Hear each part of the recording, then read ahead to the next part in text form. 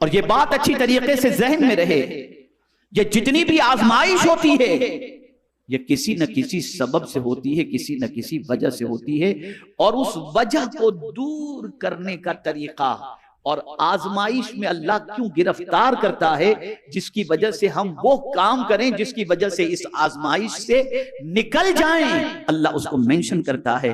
सुम्मा ला यतूबून वला हुम यद्दकरून, फिर न वो तौबा करते हैं न नसीहत मानते हैं। यानी सिचुएशन ऐसी है कि ये तूफान देखकर, ये जलजले देखकर, ये सैलाब देखकर, ये बादल फटता हुआ देखकर फिर भी इनकी पोजीशन ये है कि ये तौबा नहीं करते। कितनों ने ये सब देखकर तौबा की, कितने अपने रब की कुदरत से डरे। मुझे याद आती है मेरे आका सल्लल्लाहु अलैहि वसल्लम की वो हदीस मुबारका, उम्मुल मुमिनीन हजरत आयशा सिद्दीका रज़ियल्लाहु ताला अन्हा रसूल आज़म सल्लल्लाहु अलैहि वसल्लम के साथ तशरीफ फरमा थी। आका करीम सल्लल्लाहु अलैहि वसल्लम उनसे गुफ्तगू फरमा रहे थे। अचानक बिजली कड़की, और जैसे ही बिजली की कड़क की आवाज रसूल रहमत सल्लल्लाहु अलैहि वसल्लम के कानों से टकराई, सरकार सल्लल्लाहु अलैहि वसल्लम ने उम्मुल मुमिनीन को छोड़ा और उठ करके चलना शुरू कर दिया। सिर्फ बिजली के कड़कने पर उम्मुल मुमिनीन ने अर्ज किया, हुजूर कुछ देर के बाद सरकार सल्लल्लाहु अलैहि वसल्लम जब बिजली की कड़क खत्म हुई तो उम्मुल मुमिनीन के करीब आए तो उम्मुल मुमिनीन ने अर्ज किया, या रसूल अल्लाह सल्लल्लाहु ताला अलैहि वसल्लम, हम और आप गुफ्तगू कर रहे थे और आप अचानक बिजली की आवाज सुनकर उठकर चलने लग गए। इरशाद फरमाते हैं, हाँ आयशा, मुझे लगा कि कहीं मेरी उम्मत पर आसमान से अजाब तो नाजिल नहीं हो रहा है। ये बिजली की कड़क को देखकर सरकार ये सोच रहे हैं, और हमारा हाल क्या है? तूफान को देखकर, सैलाब को देखकर हम तौबा की तरफ माइल नहीं हुए, हम गुनाह छोड़ नहीं रहे, हम अल्लाह को मनाने की कोशिश नहीं कर रहे। हमारा हाल तो इतना बुरा हो चुका कि अब तो कब्रिस्तान जाकर के जहां इबरत हासिल करनी चाहिए वहां भी इबरत हासिल करने को हम तैयार नहीं हैं। दुनिया की मोहब्बत का गलबा हम पर इतना हो चुका है कि हम इसकी मोहब्बत के अंदर इतने फिदा और फना हो चुके कि अब बंदे दुनिया बन गए, बंदे आखिरत न बन सके। तो ये सारी चीजें इसलिए हो रही हैं ताकि हम अल्लाह की बारगाह में तौबा करें, रुजू करें। अल्लाह हमें दिखा रहा है, साल में 2 मरतबा हमें आजमा रहा है, 1 या 2 मरतबा हमारी आजमाइश हो रही है। ए रसूल आज़म सल्लल्लाहु अलैहि वसल्लम के दीवानों, अब आइए मैं आपको बताऊं ये तौबा है क्या? ये तौबा है क्या? बहुत अच्छी तरह से समझिएगा। अल्लाह को मनाना है, अल्लाह को राजी करना है, तो कैसे राजी किया जा सकता है? ये तौबा है क्या? क्या सिर्फ अस्तगफिरुल्लाह पढ़ लेना तौबा है? गाल पे 2 तमाचे मारना और कान पकड़ लेना ये तौबा है? या ज़बान से चंद अल्फाज का अदा कर देना ये तौबा है? इतनी तौबा सस्ती नहीं है। तौबा किसे कहते हैं? तौबा का मानी क्या होता है इसे समझो। तौबा की मानी होता है वापसी, पलटना, और तौबा के मानी होता है शर्मिंदा होना। अत्तौबतुन निदामतुन, तौबा के मानी होता है शर्मिंदा होना। तौबा के मानी होता है रुजू करना। क्या मतलब? अल्लाह अज़्ज़ व जल्ल चाहता है कि मेरे बंदे, तू जो मुझसे दूर हो चुका था वापस मेरे पास आ जा, और मुझसे करीब होना और मेरी तरफ वापसी का जरिया यह है कि तू मुझे छोड़कर गुनाहों से करीब हो चुका था, अब तौबा करके मुझसे करीब हो जा, तौबा करके मुझसे करीब हो जा। आ जा, तू वापस आ जा मेरे बंदे, आ जा मेरे पास। इसको एक सूफी ने बड़े प्यारे अंदाज में कहा है कि तौबा से पहले मतलब यह है कि तू खुदा को पीठ किए हुए था, तौबा करना मतलब खुदा से पीठ को फेर कर चेहरे को खुदा की तरफ कर लेना, यह हकीकत में तौबा। ऐ रसूल आज़म सल्लल्लाहु अलैहि वसल्लम के प्यारे दीवानों, तौबा के मानी होता है अल्लाह की तरफ वापसी करने का, अल्लाह की तरफ रुजू करने का, अल्लाह की तरफ माइल हो जाने का। गुनाहों की वजह से इंसान अल्लाह से दूर हो जाता है और तौबा करके इंसान खुदा से करीब हो जाता है। तौबा करो, तौबा करो इस आज़्म के साथ कि जिन गुनाहों ने मुझे खुदा से दूर कर दिया था, परवरदिगार मैं उन गुनाहों से तौबा करता हूं, आइंदा उन गुनाहों की दहलीज पर कदम नहीं रखूंगा। जहां लफ्जों के जरिए इंसान तौबा करता है और अल्लाह की तरफ वापसी का इरादा कर लेता है, वहीं पर जो गुनाह हुए थे उसके बारे में वो शेम फील भी करे, शर्मिंदगी भी उसके अंदर हो कि मैं खाता रब का हूं, पीता रब का हूं, जिंदगी मेरा मौला मुझे दिया, ये मुझसे क्या हो गया कि मैंने अपने रब की नाफरमानी की। इस गुनाह का तसव्वुर और अल्लाह के एहसान के तसव्वुर की बुनियाद पर उसके अंदर शर्मिंदगी हो कि मुझसे गुनाह हो कैसे गया। मैं जब अल्लाह का बंदा हूं, अल्लाह का रिस्क खाता हूं, जिंदगी उसने अता फरमाई, ये शर्मिंदगी उसके अंदर महसूस होनी चाहिए, मौजूद होनी चाहिए। मैं आज देखता हूं बहुत सारे लोग तौबा के अल्फाज को इस्तेमाल करते हैं, शर्मिंदगी कतई तौर पर नहीं, नेदामत नहीं है, अफसोस नहीं है, बस ये सुन लेते हैं कि ये पढ़ लो अल्लाह गुनाहों को माफ कर देगा, बस पढ़ लेते हैं, अंदर से कोई शर्मिंदगी नहीं है, अंदर से कोई गुनाहों के एहसास नहीं है। तो सच्ची तौबा यह है कि वापसी का तसव्वुर हो और जिस गुनाह से तौबा कर रहे हो उससे उसकी तरफ कभी जाने का ख्याल भी अब ना आए, इस तसव्वुर के साथ तौबा करो। फिर शर्मिंदगी, ये दूसरी शर्त है। और तीसरी शर्त यह है जिस सबब से तुम गुनाह में गिरफ्तार हुए थे वो सबब छोड़। मोबाइल की वजह से गुनाह में गिरफ्तार हुए थे, कोई चीज देखकर मोबाइल के अंदर तुम गुनाह में गिरफ्तार, छोड़ दो उसे, अब वो चीज नहीं देखो, वो ऐप डिलीट कर दो, उस गुनाह की तरफ ना जाओ। जिस दोस्त की वजह से गुनाह में गिरफ्तार हुए थे छोड़ दो उस दोस्त को, जिस लड़की की वजह से गुनाह में गिरफ्तार हुए थे छोड़ दो उसे, जिस जगह पर गुनाह में गिरफ्तार हुए थे छोड़ दो उस जगह पर जाना। जब तक कि ये नहीं करोगे उस वक्त तक सच्ची तौबा नहीं, सच्ची तौबा नहीं। मुझे याद आ रहा है हजरत अब्दुल्ला इब्न मुबारक रज़ियल्लाहु मौला तबारक व तआला अन्हु एक नौजवान को देखते हैं, रास्ते के एक किनारे पर खड़े होकर के वो रो रहा है, गिरियोजारी कर रहा है।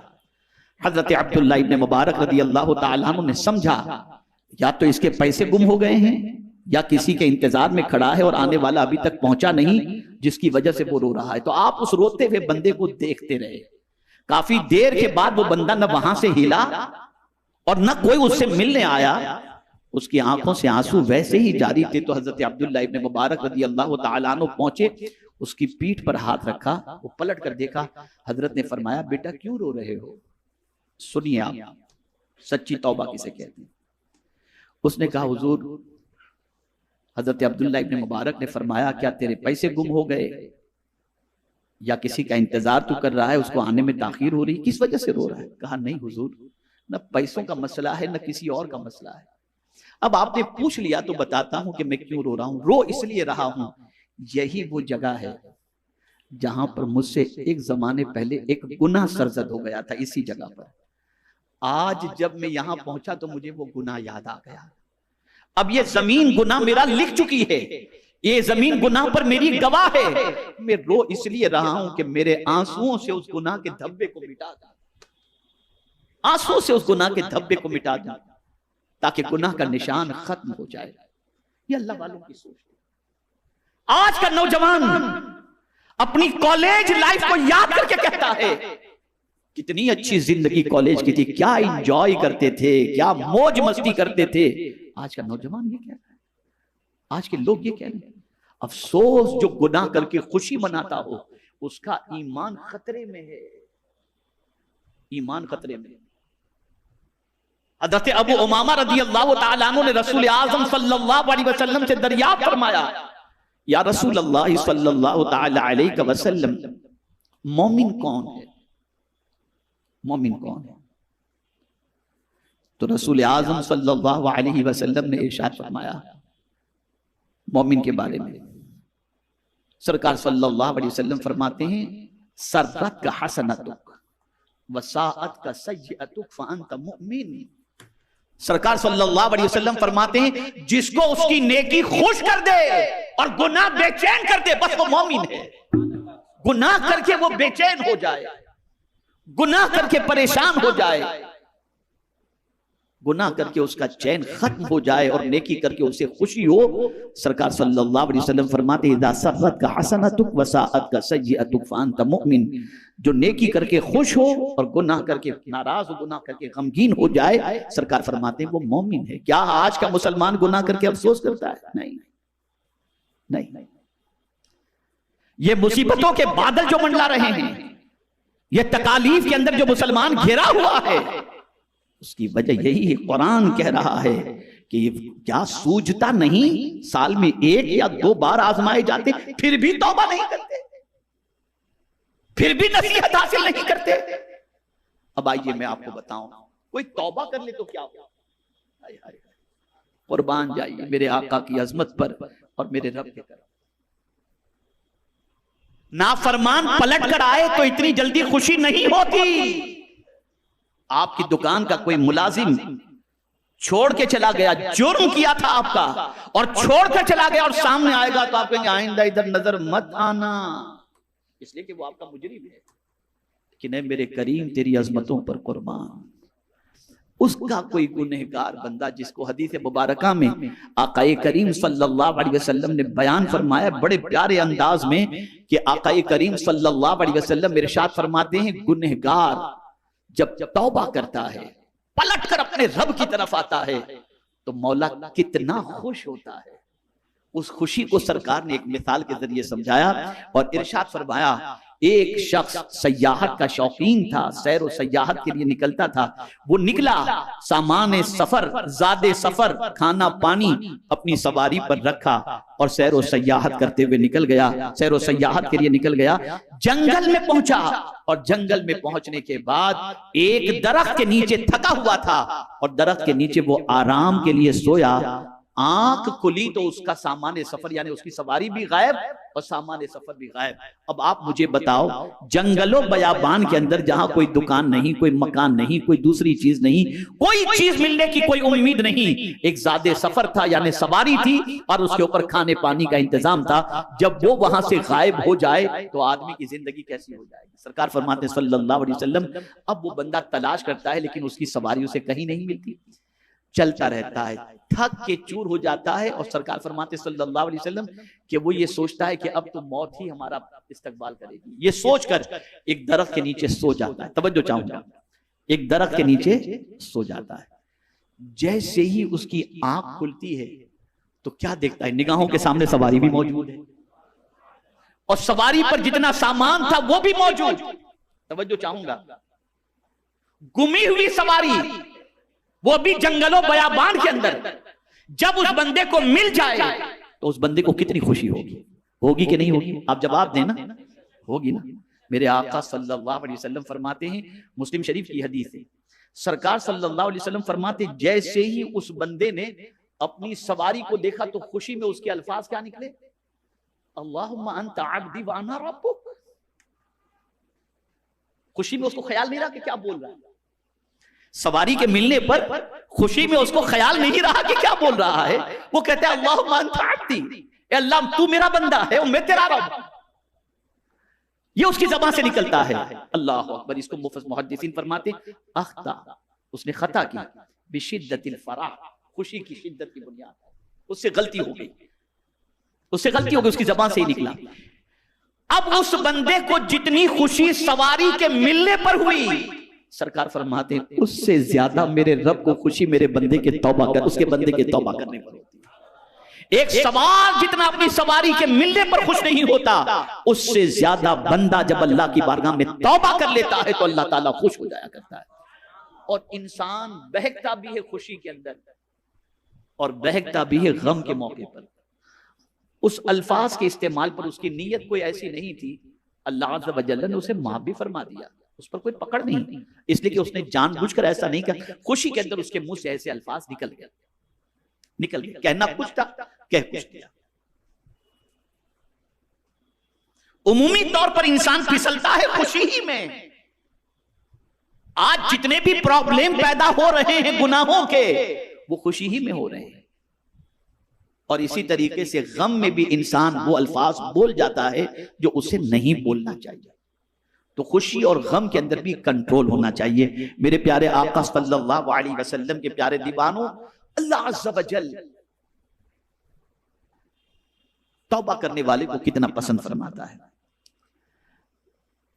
अल्लाह अज़्ज़ा वजल फरमाते गुनहगारों को ये एक तंबीह है, तंबीह कहें या खुशखबरी कहें, अल्लाह यअलमु अन्नल्लाह हुवा यक़बलु तौबता अन इबादिही व याख़ुज़ु सदक़ात व अन्नल्लाह हुवा तव्वाबुर रहीम।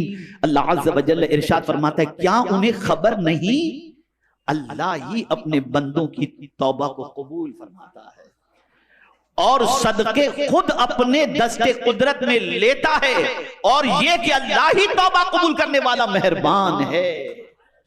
अगर कोई बंदा तौबा करे तो अल्लाह ताला उसकी तौबा को कबूल फरमाता है। आपको मैंने कई आयतें इसके सिलसिले में, कल से मैं इसके पीछे लगा हुआ था, लेकिन अब मैं ये समझता हूं आयात की रोशनी में गुफ्तगू करने की बजाय मैं आपके सामने 3 वाकयात तौबा के लेकर के आता हूं, ताकि आपका ईमान थोड़ा सा पुख्ता हो जाए। और खास तौर पर हमारे बहुत सारे उलमा और तलबा यहाँ पर मौजूद हैं, मैं उनसे गुजारिश करूंगा, और बहुत सारे मुबल्लिगीन भी मौजूद हैं और बहुत सारे आबिदो जाहिद भी मौजूद हैं। अब जो बात अर्ज करने जा रहा हूं इसे गौर से सुनिएगा। और खास तौर पर हम जितने भी हैं अपने आप को आशिक रसूल कहते हैं। जवाब दीजिए, कहते हैं कि नहीं कहते? अब आइए, आशिक रसूल कैसा होता है। हजरत सालबा रज़ी अल्लाह ताला अन्हु, बहुत जलील कद्र सहाबी, टोटल 16 साल की उम्र थी। कितनी उम्र थी? 16 साल की उम्र के थे हजरत सालबा रज़ी अल्लाह ताला अन्हु, और हुजूर सल्लल्लाहु अलैहि वसल्लम के खादिम थे। सरकार सल्लल्लाहु अलैहि वसल्लम उन्हें काम सौंपा करते, वो दौड़ते, काम करते, घर जाते, लाते, बड़ी खिदमत में लगे रहते थे, बड़ी खिदमत में लगे रहते थे। आक़ाए करीम सल्लल्लाहु अलैहि वसल्लम हजरत सालबा रज़ियल्लाहु ताला अन्हा से बड़ी मोहब्बत फरमाते, बड़ी मोहब्बत फरमाते। जवान थे, 16 साल के थे। एक दिन हुजूर सल्लल्लाहु अलैहि वसल्लम ने किसी काम के लिए भेजा, वो तशरीफ ले गए। जिस रास्ते से गुजर रहे थे, इत्तफाक से उस रास्ते में उस जमाने के एतबार से एक ऐसा घर आया। उस जमाने में इस किस्म के घर थे, आज की तरह कबाड़, आज की तरह दरवाजे और ये पर्दों का मामला रहा करता था उस जमाने। एक घर के करीब से गुजरे, इत्तफाक से उस घर के अंदर एक औरत नहा रही थी। वो रास्ते से गुजर रहे थे, औरत नहा रही थी। हवा का झोंका आया और वो पर्दा हट गया, और जैसे ही पर्दा हटा अचानक उनकी नजर उस औरत पर जो नहा रही थी उस पर पड़ी। जैसे ही नजर पड़ी, बस उनकी कैफियत बदल गई, रोने लगे, बहुत रोए, और फिर अपने आप से कहने लगे, सालबा तू तो मुनाफिक हो गया, तू मुनाफिक हो गया। और फिर हजरत सालबा रज़ियल्लाहु ताला अन्हा रोते रोते ये कहने लगे, मैंने तो अपनी आंखों से मुस्तफा का जलवा देखा है, मैं तो हुजूर का खादिम खास कहलाता हूं, मैं तो सरकार सल्लल्लाहु अलैहि वसल्लम की सोहबत में जिंदगी गुजारता हूं, मैंने ये आंखों से क्या देख लिया। चले गए पहाड़ की तरफ, निकल गए, रोते रहे, निकल गए। आका करीम सल्लल्लाहु अलैहि वसल्लम ने कुछ दिनों तक हजरत सालबा रज़ियल्लाहु ताला अन्हु को नहीं देखा। बुलाया हजरत फारूक आजम रज़ियल्लाहु ताला अन्हु को, फरमाया कहां है सालबा, नजर नहीं आ रहे। तलाश करने निकले फारूक आजम रज़ियल्लाहु ताला अन्हु, कहीं पता नहीं मिल रहा। ढूंढ ढूंढ के पूरे मदीने में थक गए, पूरे शहर में थक गए, कहीं पता नहीं मिल रहा। बाद में सोचा चलो जंगलों बयाबान की तरफ जाएं, देखें तो सही कहां गए। जब जंगलों बयाबान में तलाश करने निकले तो हजरत सालबा रज़ियल्लाहु ताला अन्हु का पता तो नहीं मिला उस वक्त, वो तो नजर नहीं आए, लेकिन एक चरवाहा नजर आया। हजरत फारूक आजम रज़ियल्लाहु ताला अन्हु ने फरमाया, तुमने इस हुलिये के किसी नौजवान को देखा है? 16 साल, तवज्जो चाहूंगा, इस हुलिये के किसी नौजवान को देखा है? उस चरवाहे ने कहा नहीं देखा तो नहीं है, लेकिन इतना जरूर है कि फला गार के अंदर कोई शख्स इतना रोता है, इतना रोता है, इतना रोता है कि उसकी रोने की और हिचकियों की आवाज से हमारी तबीयत बेचैन हो जाती है। कहा वो कैसे हुलिये वाला है? उन्होंने हुलिया बताया। कहा अच्छा, कहा हाँ वो आता है कभी नीचे और आकर के हमारी बकरियों का दूध पीता है और फिर चला जाता है वहीं पर। कहा अच्छा तुम्हें मालूम है वो कब आएगा? कहा हाँ बस आने का वक्त हो गया उसका। थोड़ी देर के बाद हजरत सालबा वहां से आए। फारूक आजम रज़ी अल्लाह तआला अन्हु के साथ एक और सहाबी भी थे, दोनों छुप जाते। हजरत सालबा जैसे ही तशरीफ लाए, जब आ गए तो जैसे ही दूध उन्होंने हाथ में लिया तो जहां दूध मुंह से लगा रहे थे वहीं आंसू भी दूध के अंदर गिर रहे थे। आंसू भी दूध में गिर रहे थे। 40 रोज तकरीबन हो चुके थे उनको। फारूक आज़म रज़ी अल्लाह तआला अन्हु देखा तो आवाज दी, सालबा सालबा। कहा आप मेरे करीब ना आए, मैं मुनाफिक हो गया हूं, आप मेरे करीब ना आए, आप मेरे करीब ना आए। हजरत सालबा को फारूक आज़म ने पकड़ लिया और फरमाया तू मुनाफिक नहीं हुआ, तुझे हुजूर ने याद किया है, चलो सरकार के पास। लेकर के आए तो इतने नातमा हो चुके थे, इतने कमजोर हो चुके थे हजरत सालबा रज़ी अल्लाह तआला अन्हु कि जिसकी कोई इंतहा नहीं। उनको बिस्तर पर रखा गया, वो लेटे हुए थे। सरकार सल्लल्लाहु अलैहि वसल्लम को इत्तला दी गई कि सालबा को हमने पा लिया, उन्हें लेकर के आया। कुर्बान उस सालबा की किस्मत पर। सरकार तशरीफ लाए, हजरत सालबा ने हुजूर को देखा, आंखों से आंसू जारी। हुजूर में मुनाफिक हो गया। कहा नहीं, तो मुनाफिक नहीं हुआ। और उनकी सिचुएशन को देखकर सरकार सल्लल्लाहु अलैहि वसल्लम उनके सरहाने बैठते हैं और उनका सर अपनी गोद में ले लेते, उनका सर अपनी गोद में ले लेते। अर्ज करते हैं हुजूर मैं मुनाफिक हुआ, मुझसे बहुत बड़ी गलती। सरकार ने फरमाया नहीं, अल्लाह माफ फरमाने वाला है। और सरकार ने उन्हें तसल्ली दी। हुजूर सल्लल्लाहु अलैहि वसल्लम के रुख ज़ैबा को देखते देखते देखते उनकी रूह कब्ज़ अंसरी से परवाज़ हो गई। 16 साल। अनजाने में एक निगाह औरत पर पड़ गई तो इश्क मुस्तफा की दलील उन्होंने ये पेश की कि जंगलों बयाबान में चले गए और कहने लगे कि मुस्तफा की मोहब्बत की बात और ये नंगी चीज नजर आ गई। आज क्या हो रहा है?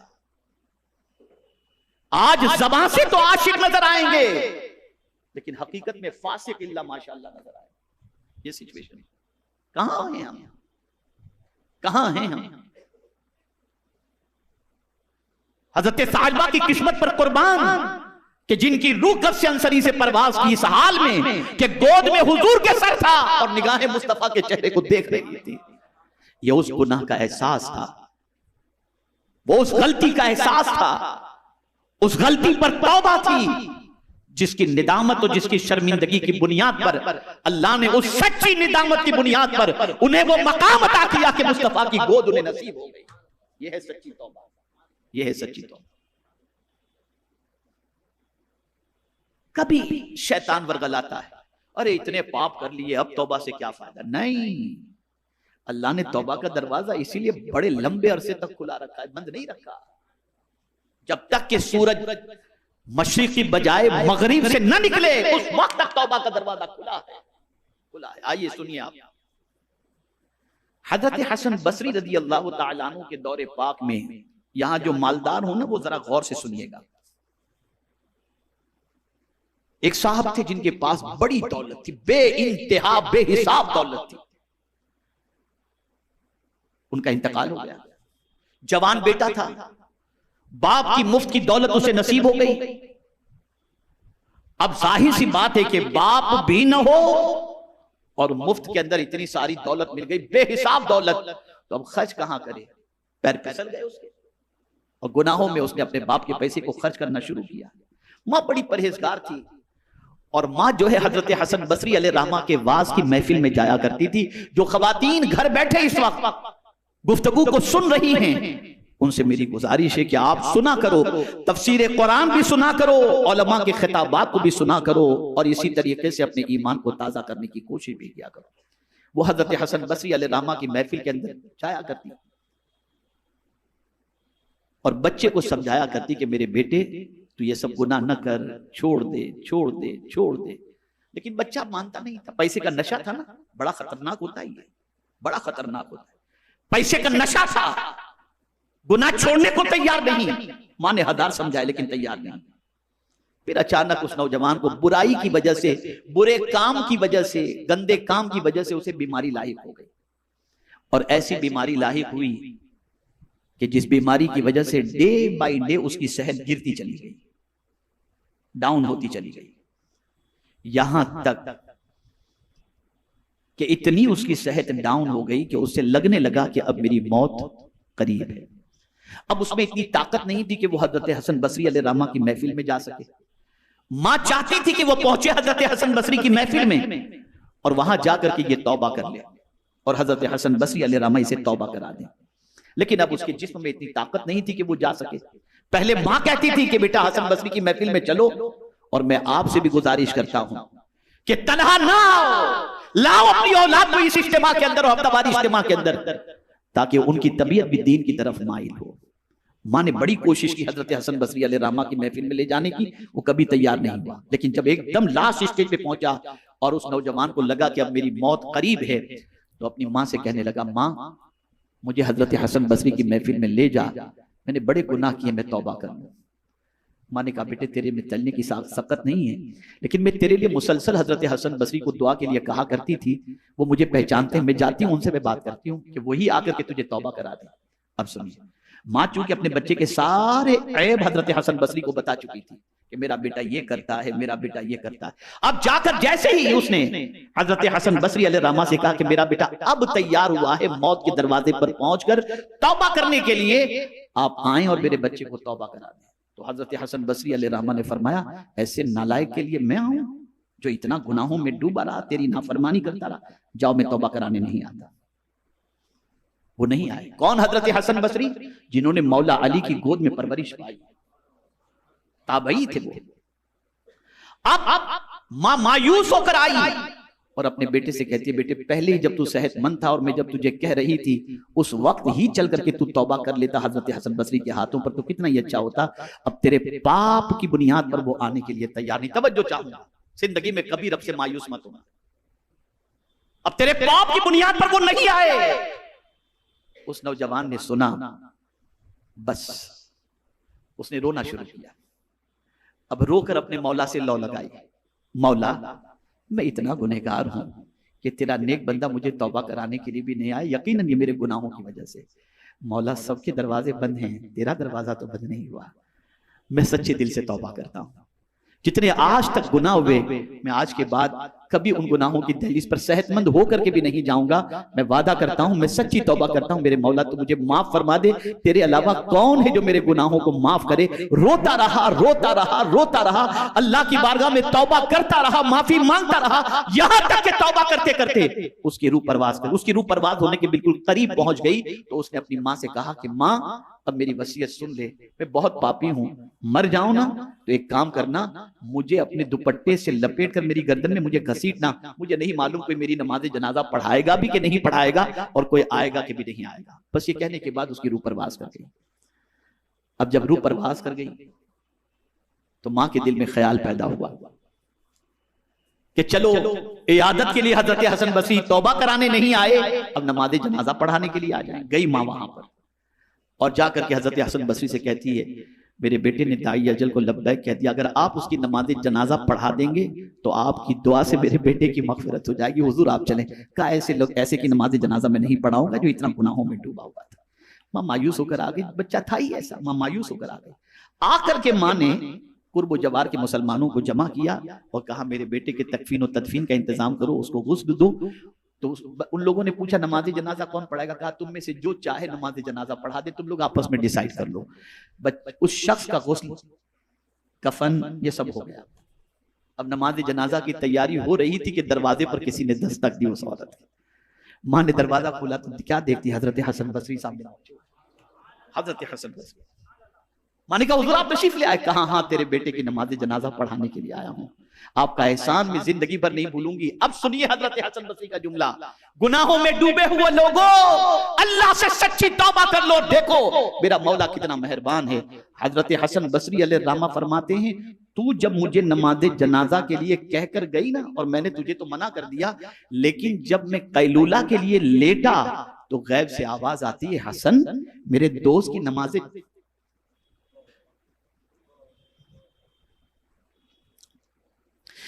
जनाजा पढ़ाने से तुमने इनकार कर दिया, जाओ मेरे दोस्त की नमाज जनाजा पढ़ाओ। हजरत हसन बसरी अलैहिर्रहमत व रिज़वान आए और उस औरत से कहने लगे, ए खातून, अल्लाह ने तेरे बेटे को विलायत के मकाम पर अपनी दोस्ती का ताज अता फरमा दिया। अपने गुनाहों को न देखो, कुदरत के करम को देखो।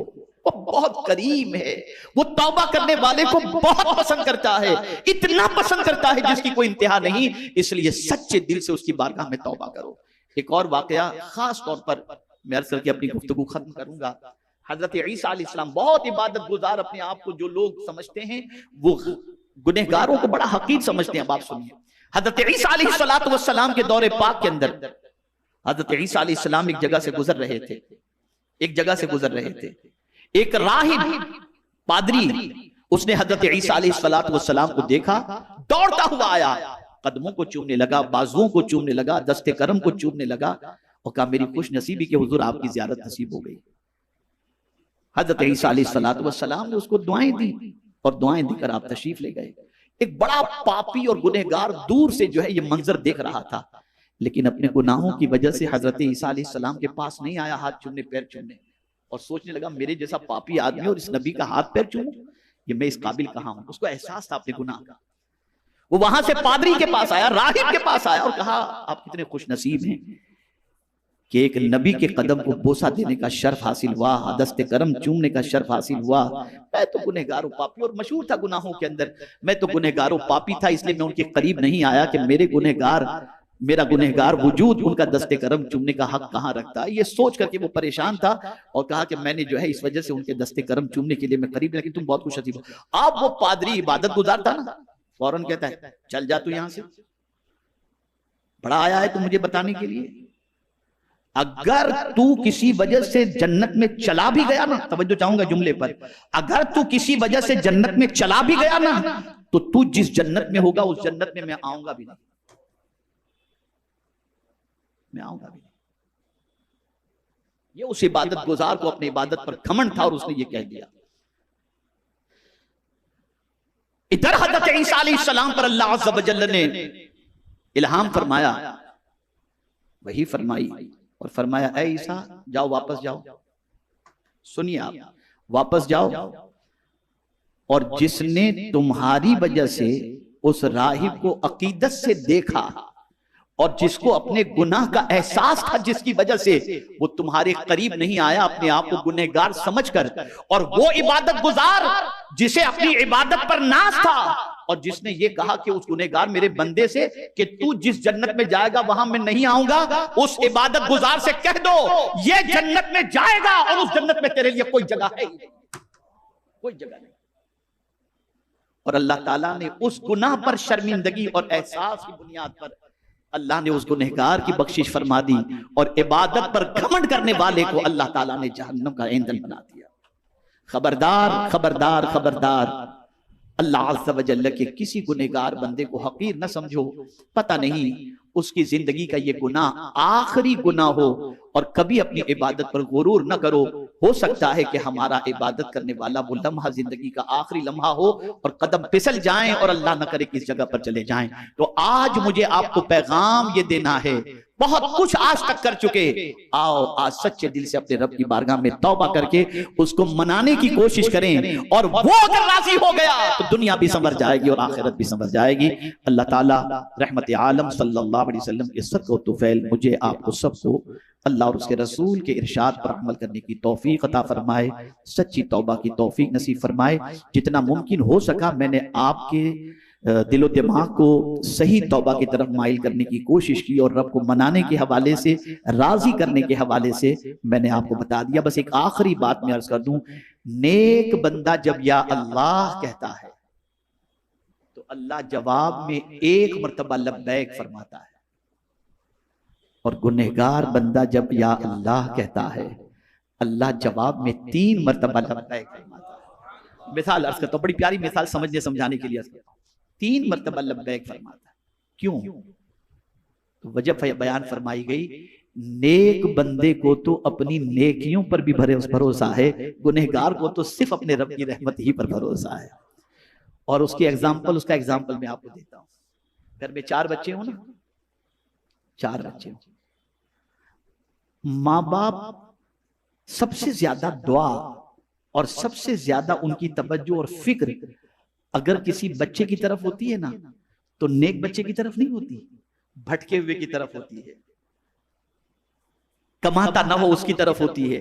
जिस किसी से मिलेंगे तो कहेंगे मेरे उस बच्चे के लिए दुआ करो।